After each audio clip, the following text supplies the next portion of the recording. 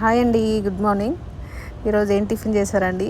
నేనంటే ఆలు పరోటా చేశాను. మా బబ్బిగాడు ఈరోజు ఆలు పరోటా చేయమని చెప్పిండు, అందుకోసమనే ఆలు పరోటా చేశాను. ఫస్ట్ టైం ట్రై చేసిన, ఒక 4 ఖరాబ్ అయినాయండి. 4 ఖరాబ్ అయినాయి, 4 చపాతీలు ఖరాబ్ అయినాయి.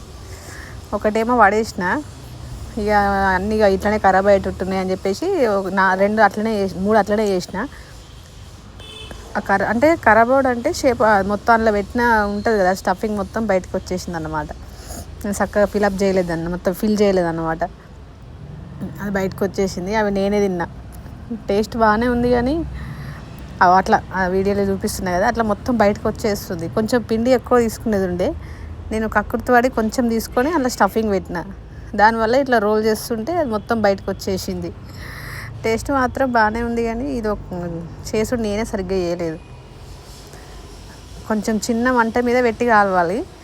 హై ఫ్లేమ్లో పెట్టినామనుకో మొత్తం లోపల మొత్తం పిండి పిండి ఉంది. ఈ పరోటాలు చేసిన తర్వాత తెలుసుకుంది ఏంటంటే, ఒకవేళ ఎక్కువ దబ్బున కాలాలని పెట్టినామనుకో లోపల మొత్తం పిండి పిండి ఉంటుంది, బయట మొత్తం మాడిపోయినట్టున్నది. మళ్ళీ తర్వాత చిన్నగా పెట్టి మెల్లగా కాల్చుకున్నా. మా బబ్బిగాడు అయితే మొత్తుకుంటుండు, ఖరాబ్ చేసినావు మమ్మీ అని. అదో దాన్ని అట్లనే మళ్ళీ చేసిన. జర వీడియోకి సపోర్ట్ చేయండి ప్లీజ్. జర సబ్స్క్రైబ్ చేసుకోండి, లైక్ చేయండి. చూడండి, మంచిగా అనిపిస్తుంది కదా, బాగుంది టేస్ట్ కూడా.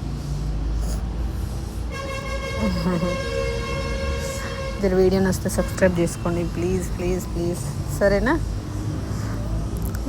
అవి మంచిగా ఉందండి, టేస్ట్ మాత్రం బాగానే ఉంది. సూర్నికి అట్లా కనిపిస్తుంది, కానీ టేస్ట్ బాగానే ఉంది. ఈ ఐడియా ఎట్లా వచ్చిందంటే, నైట్ పరోటాలు తిన్నాం ఆర్డర్